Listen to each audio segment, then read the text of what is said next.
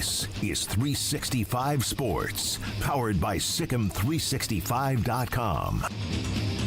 Welcome to the Triple Option. Here's your host, Paul Catalina.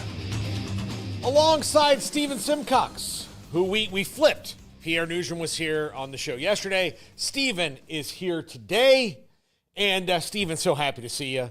We've got this and then next week, and then I won't see you for a couple weeks because it'll be the holidays. I know, we're about to hit Christmas break, Paul. Yeah, I know. And that's always like kind of a bittersweet time, like when you were in school. Like you and I saw each other when we were working at the radio station, you, me, and Garrett, a lot more of the holidays than we should have.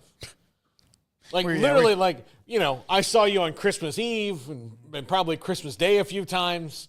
And that was not in a like, hey, let's get together and have some hot cocoa and watch It's a Wonderful Life. It was because we were running a bowl game. Right. It's West Virginia and Marshall are kicking off at 11 a.m. Somebody's got to be here to play commercials. Got to make sure that everybody who's listening on Christmas morning is there. Yeah. No.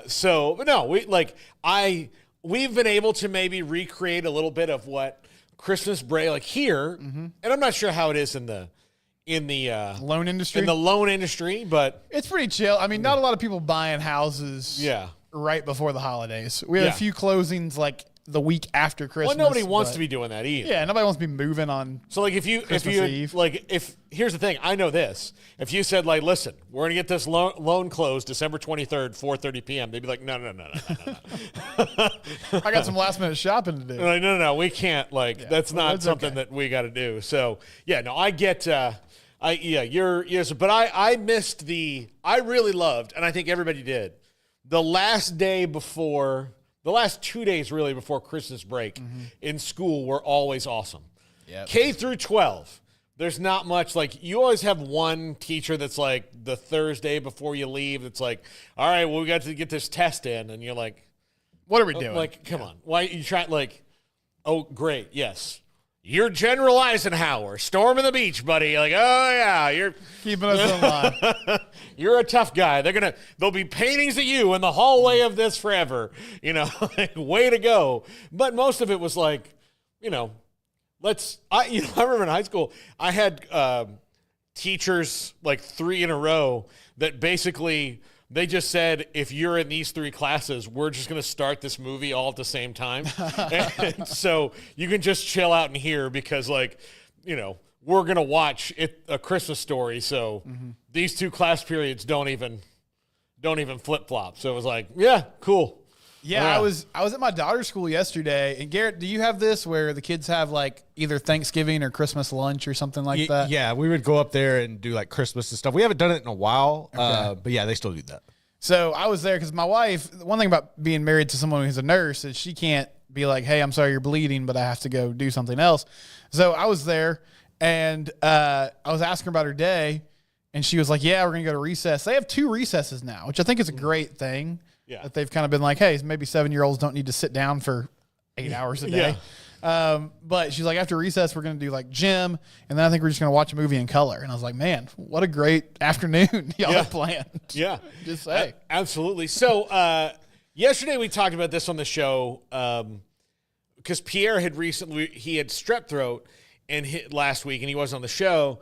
And so we got to talk about how when I was 8 years old and had my tonsils out, it was a big deal because it was right before school, and for like the first couple weeks, I had to drink like 2 Welch's grape juice boxes a day while I was in school, and everybody was jealous because back then in Catholic school in 1987 or 88, luxury. Well, I mean, you didn't like now. You can take a water bottle into class. Like they let kids have healthy snacks. Like they want them to because that's good for you. Good, yeah. Good thing. Good to be hydrated. It's good to be hydrated and, but have like a little snack time. You can have a little granola bar or something, whatever. Goldfish, crackers. Not in the 80s. Like, it was not happening. And I know it wasn't like as hard as the 50s or 60s or whatever, but it was still like you weren't getting that. Did you go to school in the water bottle era where you could drink water in class? No, we were talking about that the other day because that's one of the things. I have like a checklist for when we leave the house in the mornings. And they don't have to have a water bottle, but everybody else does. So if I forget the water bottle, or at this point, my son complains, I'm like, dude, you're 8. Like, you got to start if you want a water bottle at school, you got to start doing that yourself. Yeah. But if they don't have it, they'll complain about it. And I'm like, I don't remember ever having a water bottle. Maybe on like field day, you know, when we were at the track all day, we'd bring one. But other than that, you just hopefully got to drink at the water fountain when you went to the bathroom twice a day. And that's about it. Yeah. No, that's what, like, we would line up at the water fountain. Yep. You know, and I just think about, like, when you look back at, it's kind of like college football and, like, not letting people make money. Mm-hmm. When you look at, like, the stupid things that people got in trouble for, like, of all the hills to die on, if these kids are hydrated during class, it's going to be madness, is a really dumb idea. Like, you know, can I just, like, that, like, one of the things that, like, you get to earn as an adult back in the old thing was like, hey, you can have water whenever you want. You can be in the middle of a meeting, and you'd be like, guys, do we all need a glass of water? And everybody's like, yes, we're adults. We can certainly have water now. There's no restrictions on us doing that. We can have it any time. Like, nobody's going to be like, listen, this is a meeting. Nobody needs to be hydrated here. You know, you go and have meetings around beverages. Like, beverages are things. But when you're a kid, nothing. Like, you cannot, you know, can't drink a bottle of water during a test. That's akin to cheating. But I think coincided with that, I don't remember water bottles. I mean, I feel like in the last decade or so, it's become its own industry. Oh, yeah. Oh, now absolutely. you got the big cups. So big bottle has maybe influenced this. Big bottle's taking over. Listen, sometimes lobbies do good things. Oh, no, I'm not saying it's bad. Yeah. I don't remember. Like, I remember getting water bottles, and it was just like a white plastic one with a logo on it, and that's about it. But now everybody's got their thing. Listen, not every lobby is just about, you know, dumping donkey crap in the water. Like, some of them have some good. Some of them have good causes. Good things. Yeah, you know, some of them are like, you know, we would like people dehydrated and maybe not have kidney disease. Okay, that's good. That's a good lobby. Others are like, listen, the donkey farmers of America don't like hauling, you know, the donkey dung off, so we would just like to dump it in the water. Mm-hmm. And then they're like, okay, well, how much can the donkey farmers contribute? And they're like, well, we'll give you $40 million. It's like, you know what? Donkey crap forever. You have to tell me twice. I don't have a position on this. I don't have a moral compass anymore, at least about this issue. I don't. Listen, I want to keep this job. I have to be morally ambiguous in every single way possible.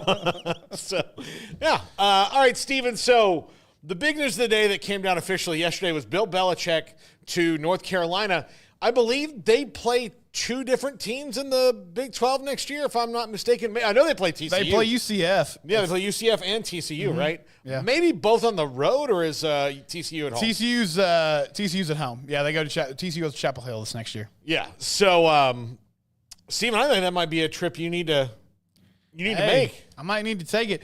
How shocked were you when you saw that North Carolina, like the rumblings there? Did you have any thought about it? I mean, we knew Bill wanted to coach. I didn't think it would be college, or if it was college, I didn't think it'd be a job like that. No, I'm still kind of don't completely believe it. This is one of those things that's either going to be the home run to end all home runs. Mm-hmm. It's like the shot heard around the world, or it is going to be a harmless fly ball that, you know, the stadium goes, oh, and then it like lands, you know, 15 feet in front of the track. Like just a really loud out. Like that's all it's going to be. So I don't think there's going to be middle ground here. And it's a 3-year contract. And obviously it can't be much more than that because he's going to be 75. You can shortcut the process in a way that you didn't before, but you know, he's bringing in Michael Lombardi. He's probably, I would not be surprised if Joe Judge is on the staff there. There's a lot of guys who are mid-level coaches. And when I say mid-level, I'm not talking about the level, but like ability-wise. You know, that not are game changer type that are guys. okay, like not game changer. So are those guys going to come in and he's going to try to, in less than 3 years, he has to rebuild the whole way that recruiting is looked at and done, because he's not going to be a dude, you know, like he and Dion will be kind of the same thing in that they don't really need to go, you know, to Belle Glade, Florida and walk into a room and say like, here's my credentials and here's what I'm going to do. But they're still trying to change the game.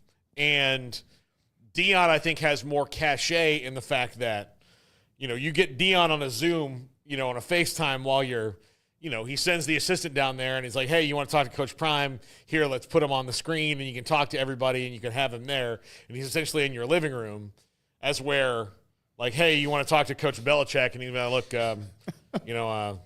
there's a very good diner right down the street. On Fridays, we can get through free bacon and eggs. So that's going to be fun. We're going to practice at 4:30. Yeah. I'm going to let the guys sleep in a little bit. Yeah. So 4:30 to 8:30, a little practice every day. On Christmas, everyone will get their choice of 2 cookies, either chocolate chip or a Christmas treat. You can have one of each or 2 of the other. We'll have plenty, and then if you're lucky, we'll have some leftovers. So it'll be really exciting. I mean, we're going to make you a fair offer NIL-wise. We don't need to get into the nuts and bolts of that. My department will do it. Also, it's the weather up here is really nice. It's an academic institution that is seconded on and all that stuff, but, we'll let you take whatever you want. I don't really care. The fascinating thing to me is that it's like, okay, so, Dion's whole pull was the gravitas, the personality. He's going to bring in talented players. I mean, Bill obviously had talent in New England, and one of his strengths was scouting and finding guys who were solid players. But it also felt like, aside from Tom Brady and Gronk and a few others, most of those guys were just dudes that fit within his system really well. And so I don't know if that works at the college level the way it did in the NFL, but I'll say, like, for UNC, I guess it's a risk that makes sense because the high reward is maybe you contend for an ACC title or something, and, that'd be awesome for them. If you bottom out, I mean, it's still a basketball school at heart, so it's not like it's something you couldn't completely rebound from. I just wonder, did we get away from the Stephen Belichick nepotism hire? Because a big part of this, too, was like, hey, I basically want to get here, show everybody like the way I want to run our program, and then hand it over to my son. And if I were North Carolina, that's where I'd be like, all right, I can deal with the GM department, scouting department. We can raise NIL, but we're not promising, your son the coach in waiting job. I'm sure that he's going to be the defensive coordinator. Yes, like if that doesn't happen, I would be shocked. Yeah, absolutely shocked. And so yeah, I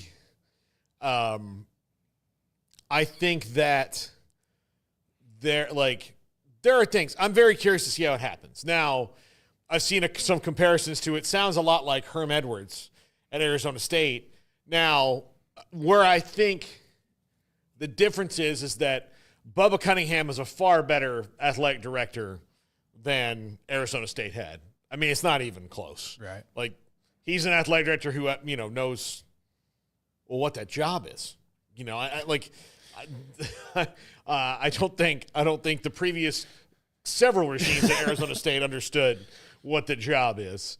So they have a really good one now, I think, and he's rallying the troops. But so I think that's a little bit different. And also, like, when you compare success, I mean, everybody loves Herm as a dude, but I mean, nobody's going to say, like, oh, he and Bill Belichick are the same. No, Bill at least should give you a schematic advantage in every game you play. Yeah. Herm was never that person. Now, he was a good coach in the NFL, and he got his opportunity. It didn't work out at Arizona State. But even if you don't have, like, pound for pound the better team, I think he's going to win a couple games a year just because he'll find a way to maneuver and play the chess pieces right to get the victory. And I mean, Paul, like, there's in the NFL, you got a few maybe, but for the most part, everybody can coach. This is a little different. There's some CEO types, recruiting guy type of dudes who maybe aren't doing the nuts and bolts of game planning each and every week like he's going to do. So,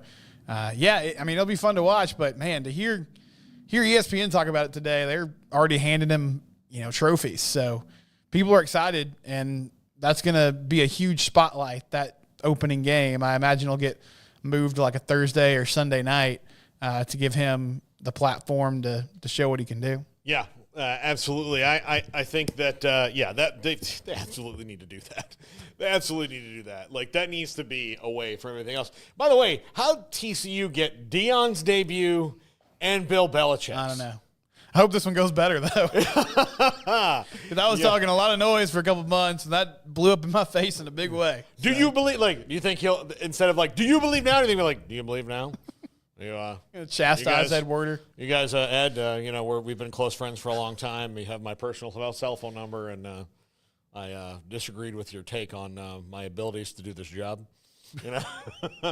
So. Oh, speaking of moments like that, I'm sure you did, but have y'all talked about this video of Brett Favre getting yeah, we haven't talked about it. Accosted by. No, I think, here's the thing, but about Mark Gastineau. Yes, Mark Gastineau. So I think the funnier thing about it, and it wasn't funny, you watch it.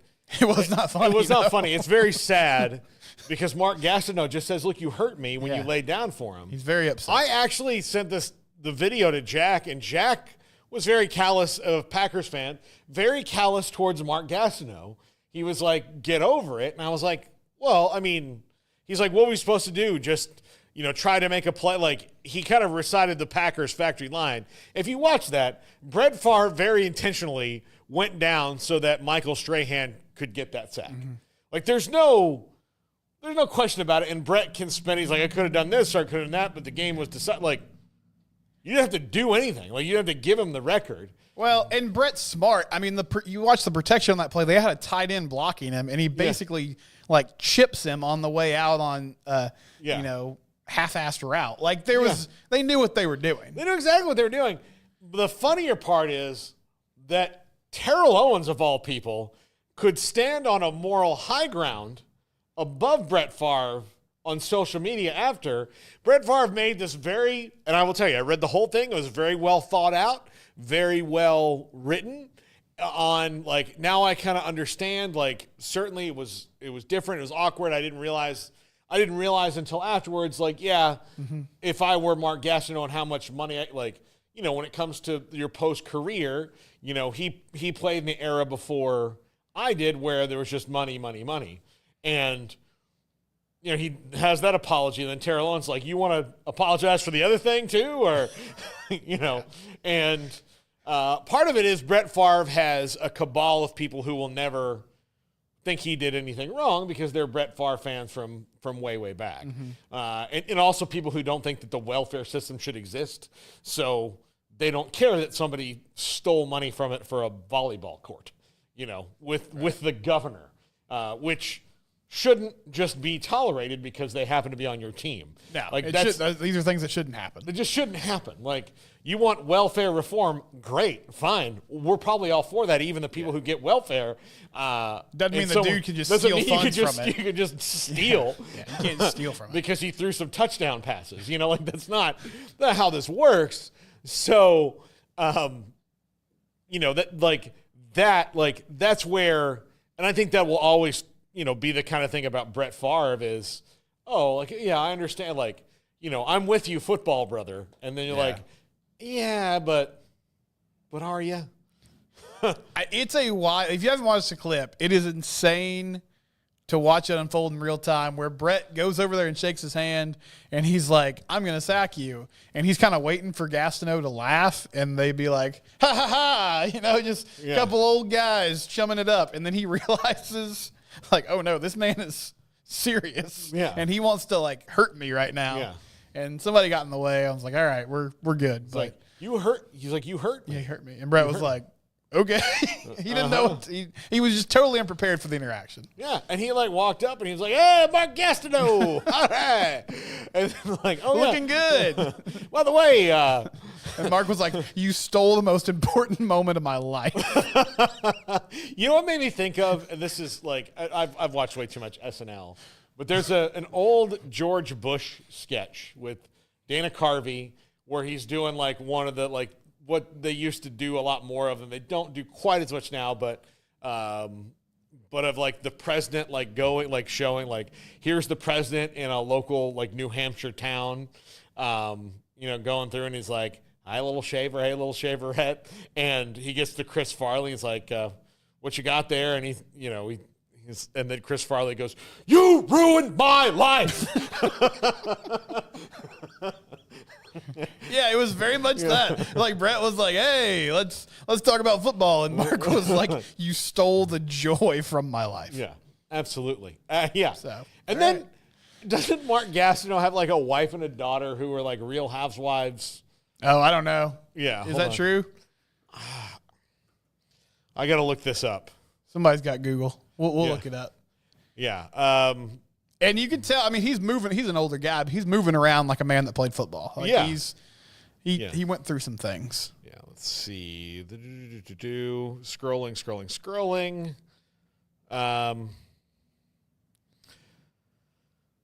Brigitte Nielsen was his girlfriend. Like the Russian woman. Yeah, like from Rocky IV. Oh, okay. Yeah. So What an interesting life Mark Gastineau has let's lived. see. He did. In 1984, he assaulted a patron at Studio 54. This is a segment we like to call Yeah. Mark Gastineau's Wikipedia page. Yeah. I mean, look, it's not. I'll just tell you, it's not a good run for Mark Gastineau. As you read the Wikipedia page, you understand why he was so upset about the sack record thing. Yeah. Because the highs were high and the lows have been low. Yeah. He tried to. He had a 5-year career in boxing. Oh, okay. So The type of thing you do if you need money. yeah. Career ended in 1996 when he lost to Alonzo Highsmith. 18 career bouts, 15 wins, 2 losses, and 1 no contest. He beat Derek Dukes in the first round in 1991, and Dukes, a professional, later admitted he took a dive. Like a lot of people were told to take dives against him. Oh, yes, okay. All right, here we He's go. been married 3 times. His first wife, Lisa Gastineau, and their daughter, Brittany, starred in the reality television show, The Gastineau Girls. He has a son with actress Brigitte Nielsen. And estranged from his children. Was arrested in Phoenix for buying amphetamines. He's been on the 700 Club. Let's see. He's been on the 700 Club? Yeah. So, The Christian program? Yeah, he's yeah. Praise the Lord, Mark. Yeah, he's that. Like, it's not been great. He in 2016 he was diagnosed with dementia, Parkinson's, and Alzheimer's. Well, now I feel bad. And he's had cold. So it's been a rough go for Mark Gastineau. But yes, he certainly looks at. And look, he had a cogent moment, and it was all full of anger to Brett Favre. Okay, so another interesting thing about this to me is Michael Strahan still on like GMA or the Today Show or something of that nature? Yeah, He's on some sort of morning show. yeah.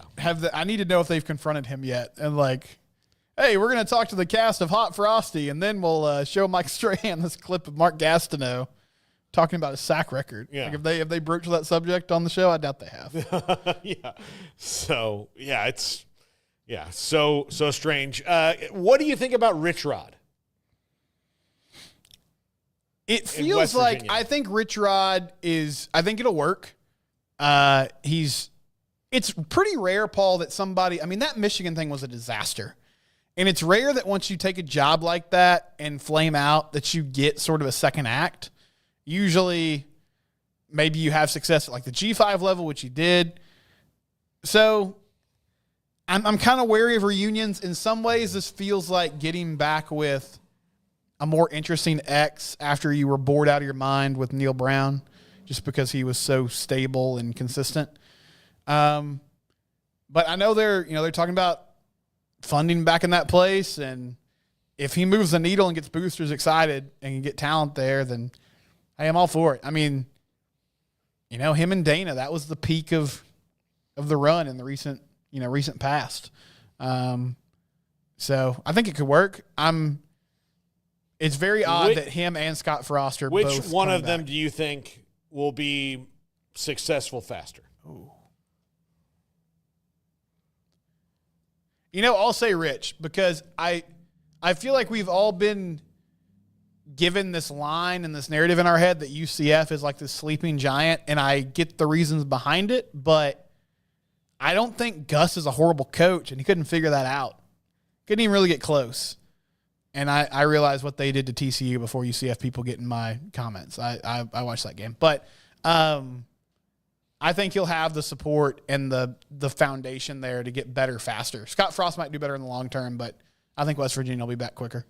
Yeah, I don't know. I mean, things move really fast, right? They move really, really fast nowadays. So who knows? Well, I also think he's got a point because Rich Rod he's actively coaching now in the portal. He understands it, whereas Scott Frost is going to have to come in and kind of learn all that on the fly. Like that's the one difference between those two going back is Rich Rod has been in this new era, understands how it works, knows how to build the relationships. Now he's going to have more money and everything to play with, whereas Scott Frost is going to have to come in to try to figure all this out from scratch. So I kind of think that's the advantage for Rich Rod as well.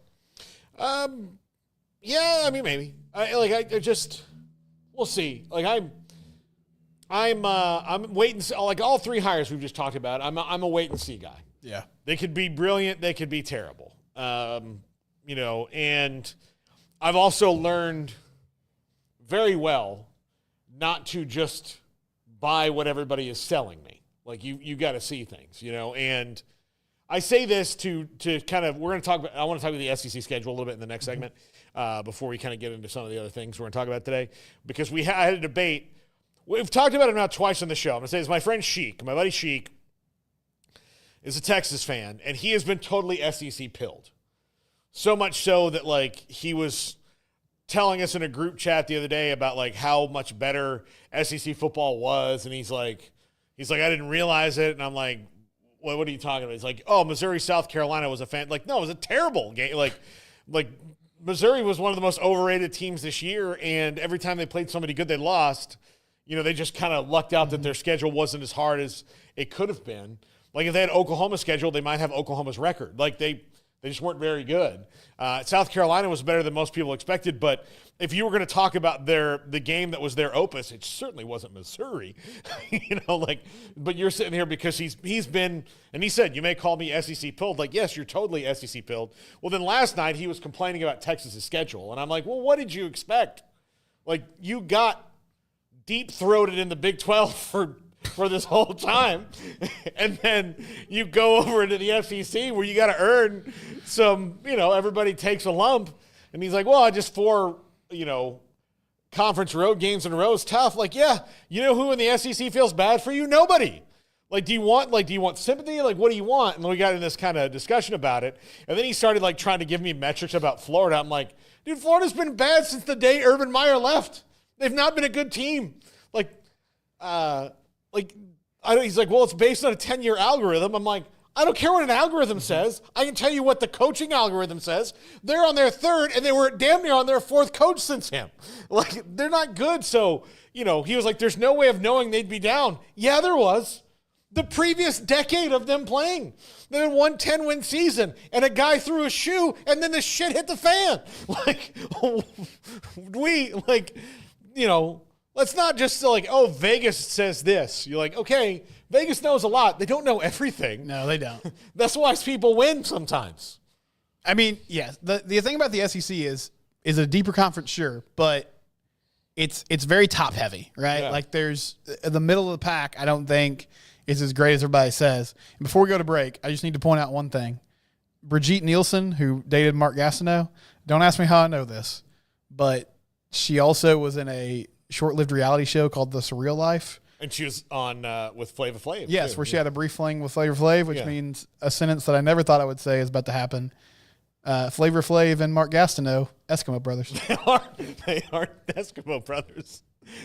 Okay, how about this? Flavor Flav, Mark Gastineau, and Sylvester Stallone are Eskimo brothers. There's so much CTE in that triangle.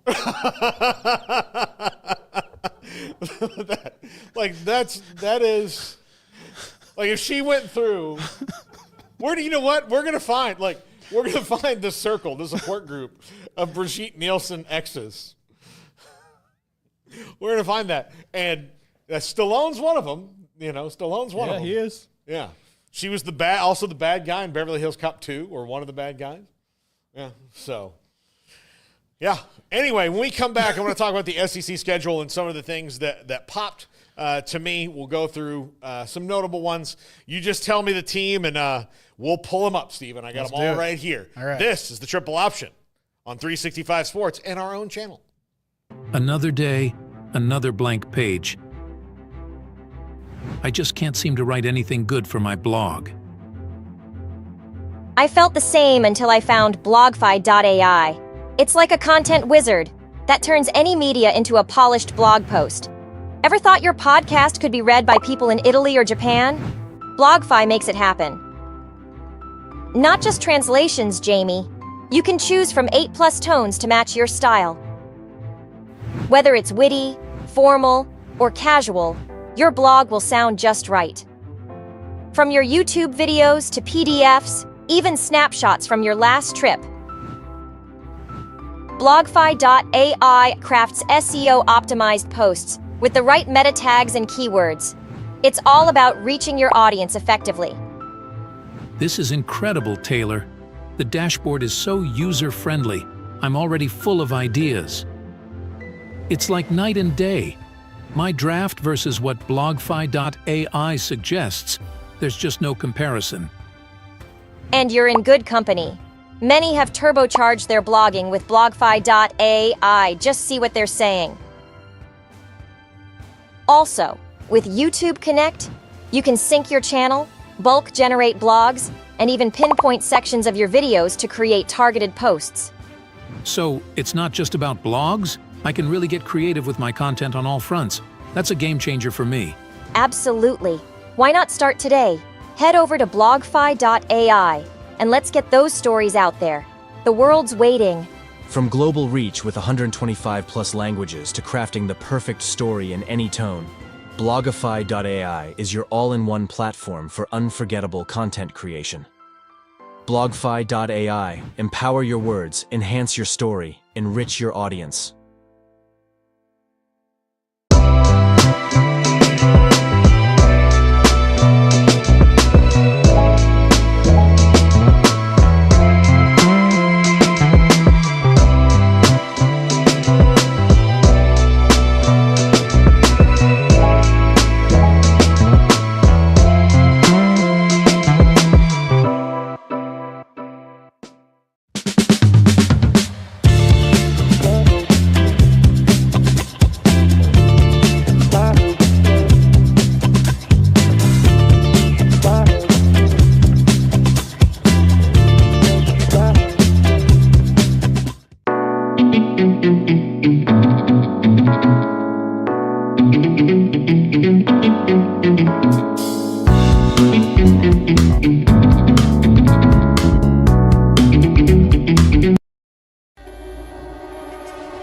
This is 365 Sports, powered by Sikkim365.com. Welcome to the Triple Option. Here's your host, Paul Catalina. Welcome back. Paul Catalina, Steven Simcox, and a cast of several watching online. And I'm curious how people reacted. I accidentally closed the chat room, so I need to look on our last discussion about A lot of different things. a lot of different things. Segment one there.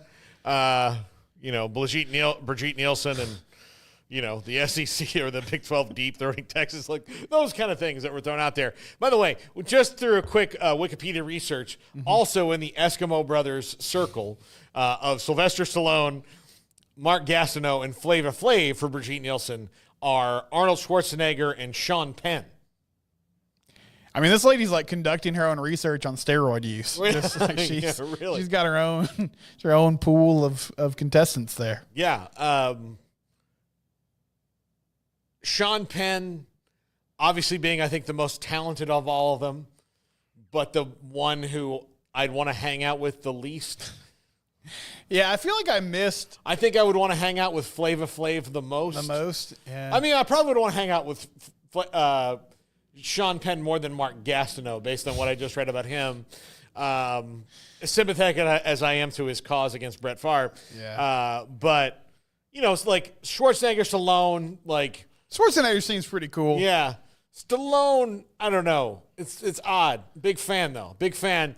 But Flava Flav would be the most fun. You see Flava Flav at the Olympics, just at water polo or volleyball or wherever he was, just living his best life. Having a ball, yeah. Had a great time. Like, found out that the women's water polo team didn't have the best training situation. It was like, You just hooked him up. the hell with that. Not a Flava Flav has something to say about it. That's right. Yeah. We'll they'll have sponsorship. Not on my watch. Not on my watch. He got it done. He took care of it. Yeah, I think that's probably the best. I'd probably go Flavor, Schwarzenegger. Stallone would be fun. We just have to only talk about like movies. I wouldn't really want to ask him about other things. Yeah. But I could just recap the Rocky movies with him. Yeah. Let me tell you about the Stop of My Mom Will Shoot production. It was a disaster. Was it a very underappreciated film called Oscar, where I played a gangster? Which really is. Like, it got panned. Go back, watch Oscar with Sylvester Stallone. The first opening scene of that movie is as funny as anything I've ever seen. And Kurt Russell's dad, legendary actor Kurt Russell, plays his father who's dying. And he's mad because his son is a gangster. And he's like, hey, you want me to die happy, right? And he goes, come closer. He just smacks him. And he's like, you're a gangster. He's like, come here. You want me to die happy, right? Of course I do, Pop. And he just slaps. He goes, now you want me to die. I mean, it's so good. And then the movie is like one of these. It's like Clue. I don't know if you've ever seen Clue with Tim Curry. Like, that just is a full. You know what I'm talking about, Garrett? Yes. It's just a fast forward through comedy of like people coming in and out of rooms. Doing. It's not as funny as Clue. Clue's one of the funniest movies I think you'll ever see, especially because of Tim Curry. But it's in that regard. Maybe it's not as funny because Sylvester Stallone not known for comedy, and really he's probably the least funny part of the movie. But everyone else around him is funny, including Tim Curry, who's in it. So anyway, I'll check that one out. Yeah, I like it's a deep recommend. So SEC schedule. So just to give my friend Sheik equal time. And when you take over a group chat between two of you and having an argument, that wasn't what it was last night. It was just like, I don't understand where you're going here. I'm like sidebarring. I'm sure he's sidebarring. I'm like, hey, am I wrong here? Like, if I'm wrong, I'll say I'm wrong. And like my friends were like, no, I think you're right. Like, and then, we may not have been arguing about exactly the same thing, but it felt to me like Texas fan complains about SEC schedule. And I was like, well, when you guys started chanting SEC, this is what you get. Yeah, this is how it goes. This is how it goes. Like, I know that you've lived a life of where you got whatever you wanted whenever you wanted it, but the SEC doesn't work like that, and they're not going to kowtow to you. And Greg Sankey is also very aware of that. So I do think that when there comes to scheduling agendas, if there's a commissioner that will say, hey, we've got to nip this perception in the bud, Greg Sankey heard it for a year that now, he was in Texas's back pocket, and Greg Sankey doesn't believe that. Everyone else is in his back pocket. That's how he rules with an iron fist. And so Texas got a very, very tough schedule next year. And what I've always said about Texas is that they don't take the shortcuts that a lot of people take. Look, the week before the A&M game, they're playing Arkansas at home. Now, they get to close with Arkansas arrival and A&M arrival back-to-back, which is tough. But both those games are at home, but they have to play at Georgia right before it. And so their schedule next year looks to be pretty tough. Now, the first game is at Ohio State to kick off the season, which is great. Texas is not afraid to schedule these games. They also know, like that. They're also not – you didn't hear anybody from Texas going, well, the schedule, blah, blah, blah, like we shouldn't schedule hard non-conference games. I'm pretty sure there are people at Texas like, quit your bitching. Yeah. Like, stop. And, like, they're in a spot where if they lose to Ohio State, they'll be okay. Yeah. And the argument we had, he's like, well, even good teams lose games. I'm like, yeah, but so don't lose. Like, okay, you lose, you don't get in the playoff. Nobody's promised anything. And, like, nobody should be done. Like, what favors do you want to make sure that, your team that you think is one of the best gets in the playoffs? Alabama lost 3 games. They lost to 2 6-6 teams. Had those 3 had Alabama's losses not been, Vanderbilt and Oklahoma, had they been, say, Ole Miss and Georgia, say, I mean, they beat Georgia, but had that been a loss and they had 3 better losses, they're probably in this thing. But at the end of the day, you got this 24-3 to Oklahoma is why you're not in this thing. Yep. And because that was not you can in no way say that was a flukish type game. There's you no way can make around the it. argument that Vanderbilt could have been because that wound up being close. That kind of a fluke. Second into a quarter got away. buzzsaw. They didn't have enough time to come all the way back. They kicked a field goal in the first quarter and then gave up 24 unanswered points to the worst offense in the SEC. What am I missing here? So it wasn't like a fluke game. So that's why they're not in it. Ole Miss lost to a 4-8 Kentucky team. Or 5-7, whatever they were, a non-bowl Kentucky team. South Carolina, had some bad losses early. They had some good ones late, but they had bad losses early. So, these things happen. Yeah. And plus their non-conference schedule wasn't that great, South Carolina, compared to, other teams. And Alabama didn't have a good non-conference schedule to fall back on and say, hey, we went 4-0 in a tough non-conference. The toughest team they played in non-conference was 5-7 Wisconsin or 7-5 USF. So, and I could make the argument that USF would have beaten Wisconsin by 17 points. So, Texas never really has to worry about that argument ever because they're very good at scheduling and they've understood for a very long time that if we're legitimately good, it does not matter who we play. We are going to win the game. That is something I wish that everybody would figure out. If you're legitimately good, you shouldn't really worry about it. Now, don't make a non-con basketball schedule. Right. You don't have to schedule 3 of these, just one. Yeah. You can keep the group, big-time school, FCS school, and then group of 5 school. Yeah. That works. So their schedule is at Ohio State. Then they play 3 non-con games in a row at home, San Jose State, UTEP, and Sam Houston. Again, I'm not going to begrudge them any of those 3 because they're going to Ohio Stadium to start the year. The year after, they went to Michigan to start the year. Good luck to you. Keep doing that so that the other teams aren't we can't, we're afraid. Texas isn't afraid. I'm giving you and maybe I'm giving you a roadmap here because for the first time in my life, I want you to win a game in 2 weeks. I can't believe it. I told a friend of mine this morning who's a Longhorn, hey, I'm pulling for you. That's where you're falling on this one? Okay. Look. Sometimes when you have to choose between 2 evils. I mean, you got to make a decision. You're right. Yeah, I'm going to use the same excuse I heard for a lot of people in the election. I'm going to use that one. I just did the best I could. I just managed with what I had. Yeah, exactly. At Florida, which could be tough or could not, we don't know. I think it's actually, they're looking up. If here's the thing. Billy Napier won this year because Graham Mertz getting hurt allowed him to get out of his own way. That happened. Sorry about your leg or arm or whatever it was, Graham, but that needed to happen for Billy Napier not to get fired. That opened the door for Langway. I can tell you that Lagway, where they would have kept rotating quarterbacks and kept losing the games that they won and would not have a 7-5 record had Graham Mertz been in there. Because that was where it was headed. They just would have kept losing, and Lagway wouldn't have gotten any better because he would have had to sit out every other series.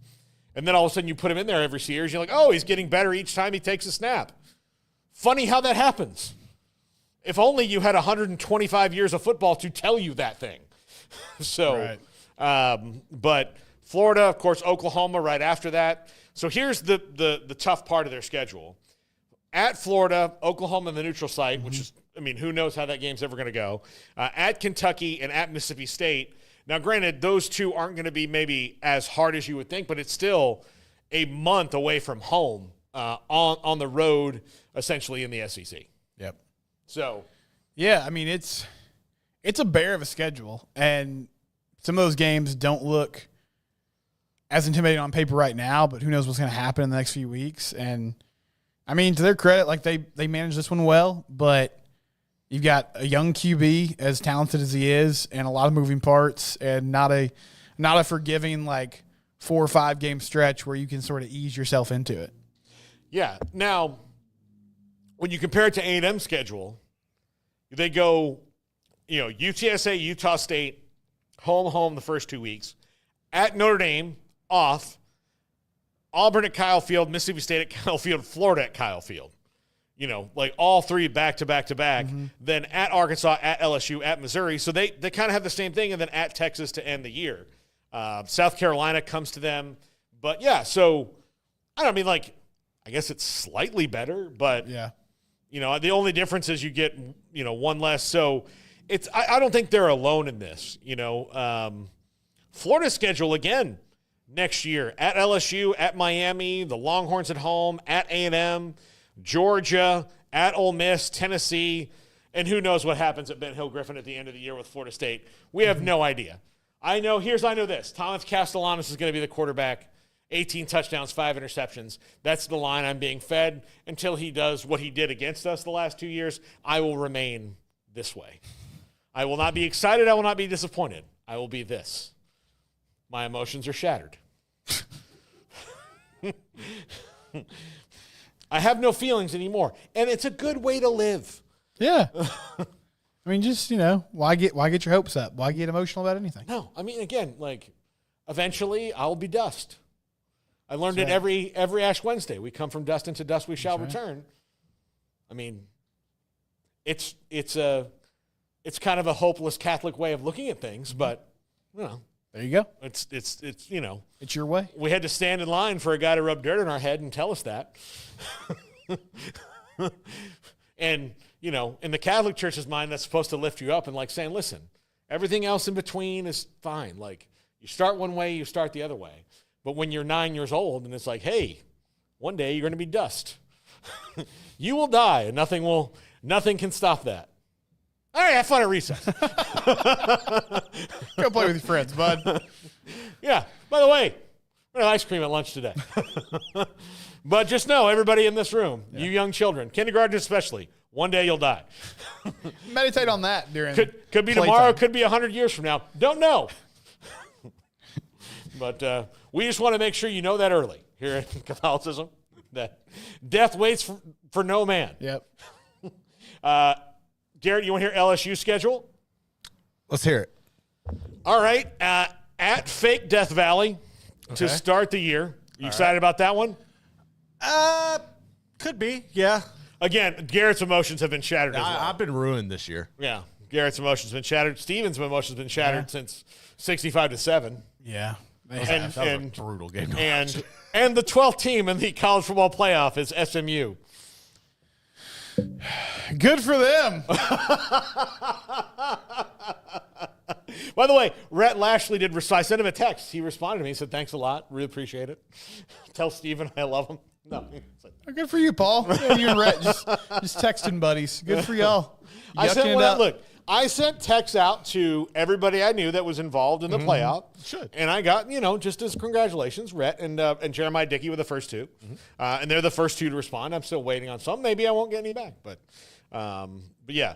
So at Clemson, then Louisiana Tech at home, which. That better be a win. Yeah. But I like that they're playing that game. It's cool to me.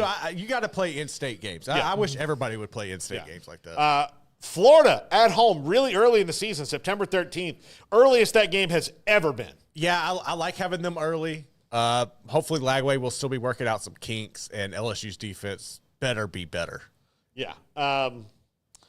Southeastern, then at Ole Miss, off. South Carolina at home, at Vanderbilt, A&M at home, then off. At Bama, Arkansas at home, Western Kentucky. Man, that for a stash game before at Oklahoma to end the year, that's not the best stash game that you can have. I don't like world. That stash game. Yeah. This schedule, honestly, you sounds need a to lot flip better. that one in southeastern Louisiana there, buddy. That sounds a lot more manageable than this year. This year's schedule sucked. You know what? We're not going to get to the wheel, are we? We need to get it. We don't have a ton of time. We don't have a ton of time. I wrecked the wheel. Here's the thing. We can push roll it to it next week. Or we could do that, or I could just spin it. I could just run down the names, and you could go just quickly buy, sell. Yeah, let's do that. Okay, let's do that. No special effects. You want me to run and get it, or just No. Just do it from right there. Emory, you want to run it over there? Oh yeah, Emory. Run the wheel. Garrett, is Nuss playing in the bowl game? I don't know. He put the video out yesterday that he's coming back next year. But it'll be like a patchwork offensive line. But yes, here's the thing. If Emory Jones and Will Campbell are entering the draft, Garrett Dellinger's injury has essentially ruined the offensive line and put it in shambles since the A&M game. Why do you want to go back there behind them? Yeah, that doesn't make a ton of sense. And Baylor's going to bring it on defense. Like I wouldn't be surprised to see a lot of A.J. Swan in that. But at the same time, like I think Nuss will play. I don't necessarily like it, but hey, whatever. So, Paul, I did either guys that are kind of risky in the portal or dudes that just haven't produced a lot, have a lot of potential. So you can tell us buy, sell. Emory, what's our first name there? Hudson Mackay. Micah Hudson, Paul. Micah Hudson. I buy it. I buy it. Okay. Yeah. Look, they're in they run 5 wide receiver sets all the time, so a true freshman is going to have a hard time making an impact there. I don't know if he gets out of College Station. I think that's going to happen. I think he rolled in there, and the 12th man foundation is like, oh, look how much fancier College Station is than Lubbock. It's not, but they're like, we're closer to a major city. It's not all the way out there, and you're close to Belton, and it's not a whole they're going to make that whole anti-tech pitch. The only thing that I find valid is a convenience factor with Lubbock. That's it. Like if that is a thing that is going to weigh you down emotionally about being a little further out, right? But wanting to still play in Texas, because if you're going to be that far, the thing about playing anywhere in Texas, if you're from West Texas and playing in Houston, those things are going to weigh on your mind about people come to see you, when you go back, how attached are you to your hometown? Sure. All the things like that. And every kid is different. But the only thing I think is valid is the distance, because West Texas sucks, or that's in the eye of the beholder. Some people love it, some people don't like it. And Lubbock's a huge town now. Yeah, Lubbock's a huge town. You have to leave there's to nothing, get anything. There's nothing that Lubbock doesn't have that Manhattan doesn't have, or Athens, Georgia, or anywhere else. College towns are college towns. Lubbock's a really awesome college town.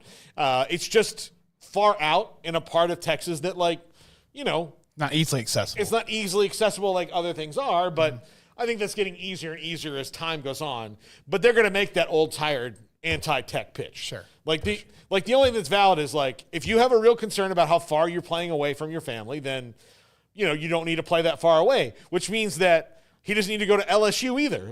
If that's the thing that works, then you only have about 7 schools you could go to in the first place, right? So sometimes I think that stuff is a little overblown. It's just about where you feel comfortable, but yeah. Kim Coulter is our good friend on the show, and he and I have had discussions about this. Look, you either like West Texas or you don't. You either care about distance or you don't. All the stuff that people say about Texas Tech is bogus. Right. If the coach is good, they'll go play out there for him. So if you like Joey, you like where it's headed, you're going to stay there. If you don't, you'll leave. That's it. All the things that people say about Tech are just weird BS talking points to make you not want to go there. Just to get it in your head. So, Emory, what's our next name? Caden Salter. If he goes to Colorado, I'll buy hard. Okay. Yeah, really. If he goes to Colorado, I think that'll work out great for him. It depends on where. Deuce Robinson. Okay, Deuce Robinson, son of former Florida State wide receiver, DB, and outfielder Dominic Robinson, D-Rob. He's a 2-sport star. Yep. He was good, not great this year. I think his 2 big options are Georgia and FSU, from what I've seen and been told by someone who would know. I don't know if they can get him to come there, if they can get the pull of it, but I do know that the baseball coaches at Georgia and FSU will both be really involved. So this is 3 buys in a row. I think he can help somebody. He's a very talented guy and was just a true freshman last year. So. Right. Or redshirt freshman, whatever it is. He's young. I'm going to sell right now. Really fast, really talented, but I got to see where he winds up and who the quarterback is. Yeah. Okay. All right, who you got? LSU receiver. Can I push? Sure, you can push. I'm going to push on C.J. Daniels. Talented. He's got to wind up in the right program with the right quarterback. I think he should come here. I really do. I think he should come to Baylor. I think he's a fit. I think Liberty to Baylor is an easier jump for him than Liberty to LSU. Yep. Culture-wise, scheme-wise, I think for sure, Spavital's system is more closely related He'd to be great Hugh in Spav's Freeze's. system. What? He'd be great in Spav's system. Yeah, I think it's more close to Hugh Freeze than Joe Sloan's system is. But yeah, I think he should come here. So, I'm gonna sell. Okay. 9-3 and left. I mean, look, he winds up at Miami and Shannon Dawson's system. That'll be a nice fit, but he's not as good as Cam Ward. So I'm gonna sell. Bear Alexander. Sell. So all the sells I don't use, I'm using on Bear Alexander. Sell, absolutely sell. I mean, he just likes getting recruited. School number 10. Yeah. Whatever years of eligibility, that's how many schools he's going to play for. So we'll talk about him again next year when he transfers from school C to school D. Right. Like that's just where it's going to be. What else we got? Matthew Sluka. Matthew Sluka, I'll sell, although I think he's got potential in the right system, but I'm going to sell. That was a weird situation. He's going to have to – he starts maybe with like a 30-second disadvantage Right. compared to like other people in the race to buy their – or to build their teammates' trust because they're going to be like, so what happened? Yeah, why'd you leave? Yeah, why'd you just leave up like that? And then An undefeated team. and then the other guy came in and was better than you. Right. So they only lost to Ashton Genty. He's pretty good. Yeah. So, all right, who else we got? Miller Moss. If he goes to Michigan, I'll buy. Okay. If he goes somewhere else, I'm going to sell. Jonte Cook. Sell. If you were as good as you think you are, you would be playing in the playoff right now. Am I wrong on that one, Garrett? You saw him play in high school, so you know. Yeah, I mean, I think he got lost in the shuffle at Texas. I think if he goes to the right system, like honestly, like you were mentioning with CJ Daniels, if he came to Baylor, I think he could work, and I think he could be a star. He's just one where he's got to have the right fit and the right mindset and people around him to make it work, in my opinion. Yeah. So, yeah. Any of them left, Emery? By the way, Kim Coulter says 54 direct flights from San Diego to Lubbock. So if you live in San Diego, you can just get to Lubbock real quick. We got two more. Okay. Jackson Arnold. Okay, Jackson Arnold, I'm going to push. Depends on where he goes. Okay. I think he's Lebby or Freeze. I think that's where he's Most comfortable? most comfortable. If it's Lebby, I'm going to buy. If it's Freeze, I'm actually going to sell. I think Hugh has lost the old fastball there. So, and it's because he's in the very exclusive because it's dwindling. Because I think most coaches now aren't like this. The douchebag coaches club. I mean, he's in that. He's there. Yeah, he's in that club. Like it's not like you can't get by doing it anymore. You can't. Look, ask Rich Rod why he got fired at Arizona. He got into the Pac-12 title game. They would have been fine with him doing what he was doing there, but his attitude was very poor. He had to rehab his image at Jack State. Like there's like, people may forget about it because it was several years ago, but he did not leave Arizona under good circumstances, and there were lawsuits about how caustic a workplace he created. So you can't get by with it anymore. No. You can't. You can't just be, have this megalomaniacal thing anymore. You can't. Look, ask Bill Belichick why he's not with the Patriots. Sure. Ask him. It wasn't because he was he's got a lot of defenders and people defend him, and rightfully so, but towards the end there, he wasn't exactly a lollipop of a human being. He was a little caustic. So things are different now. So Last one, Emery? Did we get to Miller Moss? Yeah, we did. Okay. Then Connor Wegman. Buy it. I love where he's going. I think that Willie Fritz is an innovator. And, I mean, here's the deal. Connor Wegman, I see him as the 4th-rated quarterback in the transfer portal. He was 4-1 this year. He only lost to a playoff team. Right. And a great defense. Yeah. And he was not the matchup issue that they needed to beat LSU. And part of me wonders if this is going to be a bad decision for A&M down the line, because if he's healthy for a whole season, he can do some things. Is he this? He has the potential to be this cycle's Kyle McCord.